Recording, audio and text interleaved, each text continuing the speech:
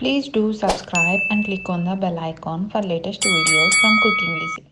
Hello అండి, ఈ వీడియోలో మనం దేవుళ్ళకి నైవేద్యంగా లేదా ఇంట్లో స్వీట్ లాగా చేసుకునే 3 రకాల పాయసం రెసిపీస్ ఎలా చేయాలో చూద్దాం.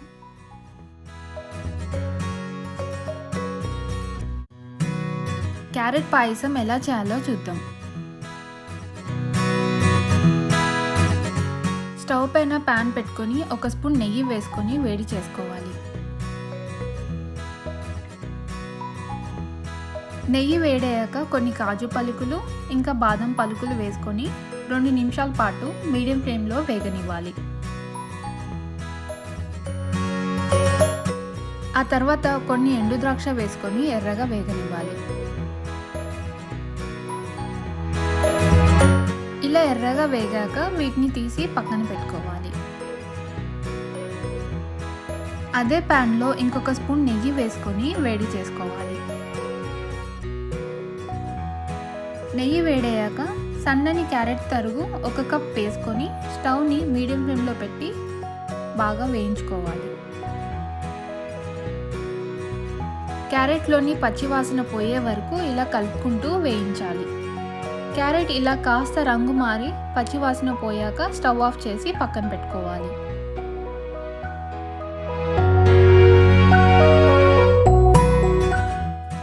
ఇప్పుడు ఇంకొక ప్యాన్లో 2 కప్పుల చిక్కటి పాలు పోసుకొని ఓసారి కలిపి ఓ పొంగు వచ్చే వరకు మరిగించుకోవాలి. పాలు ఇలా మరుగుతున్నప్పుడు అందులో మనం వేయించి పెట్టుకున్న క్యారెట్ తురుముని వేసుకొని క్యారెట్ పాలల్లో కలిసేలాగా బాగా కలుపుకోవాలి. స్టవ్ని మీడియం ఫ్లేమ్లో పెట్టుకొని మధ్య మధ్యలో కలుపుకుంటూ మనం వేసుకున్న పాలు సగానికి తగ్గే వరకు కలుపుకుంటూ ఉండాలి.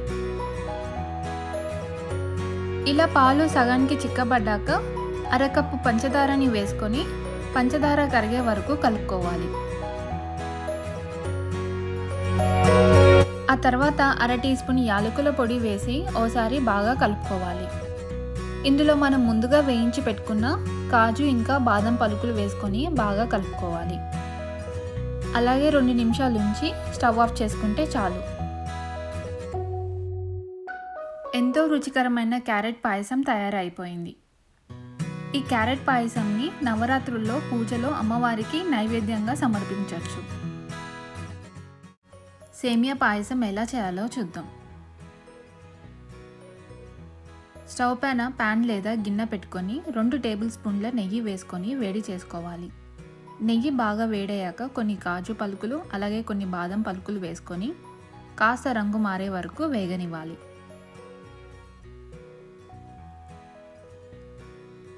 ఇప్పుడు కొన్ని ఎండు ద్రాక్ష వేసుకొని ఎర్రగా వేగనివ్వాలి. ఇలా వేగాక తీసి పక్కన పెట్టుకోవాలి.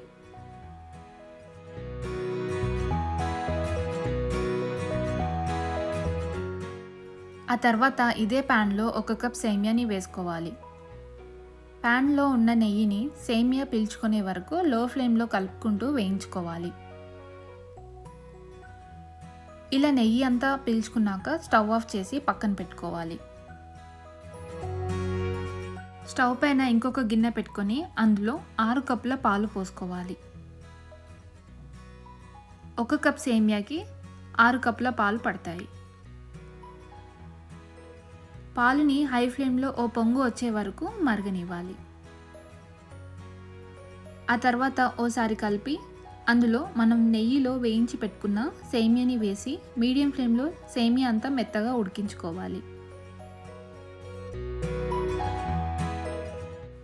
ఇలా సేమియా మెత్తగా ఉడికాక 1 కప్ పంచదార వేసుకొని పంచదార కరిగే వరకు కలుపుకోవాలి.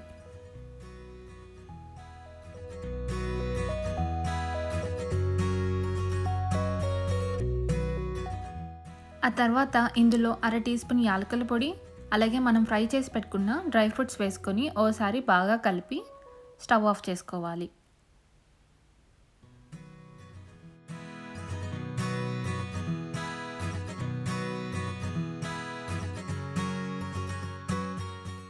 అంతే అండి, సేమియా పాయసం రెడీ అయిపోయింది.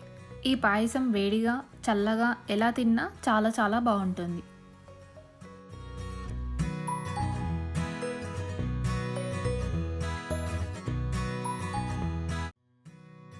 కొబ్బరి పాయసం ఎలా చేయాలో చూద్దాం. ముందుగా కొబ్బరికి వెనుక వైపు ఉన్న చెక్కుని అంతా తీసేయాలి.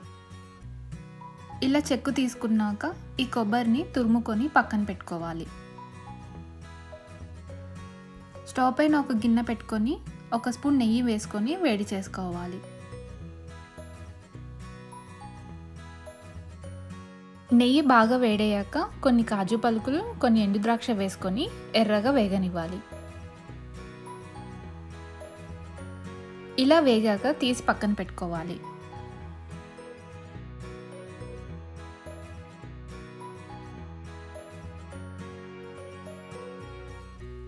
ఆ తర్వాత ఇదే గిన్నెలో 1 టేబుల్ స్పూన్ బియ్యపు రవ్వని వేసుకొని 2 నిమిషాల పాటు మీడియం ఫ్లేమ్లో వేగనివ్వాలి. బియ్యపు రవ్వ వేయటం వల్ల పాయసం చిక్కగా రుచిగా ఉంటుంది. ఇప్పుడు ఇందులో ఇలా పొడుగా తురుముకున్న అరకప్పు కొబ్బరిని వేసుకొని 5 నిమిషాల పాటు కలుపుకుంటూ వేయించుకోవాలి.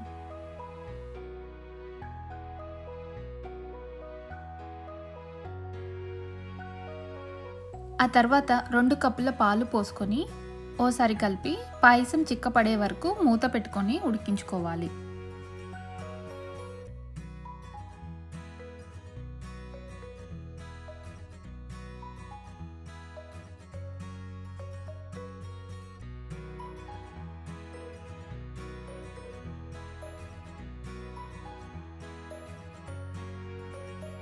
ఇప్పుడు ఇందులో 1/2 కప్పు పంచదార వేసుకొని పంచదార అంతా బాగా కలిసేదాకా కలుపుకోవాలి.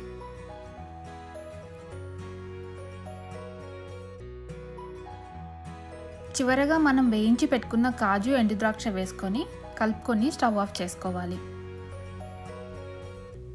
అంతే, ఎంతో రుచిగా ఉండే కొబ్బరి పాయసం తయారైంది.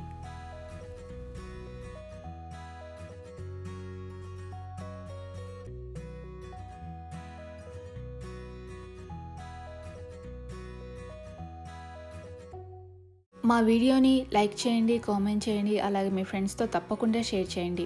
ఈజీ అండ్ టేస్టీ రెసిపీస్ కోసం మా కుకింగ్ ఈజీ ఛానల్ని సబ్స్క్రైబ్ చేసుకోండి.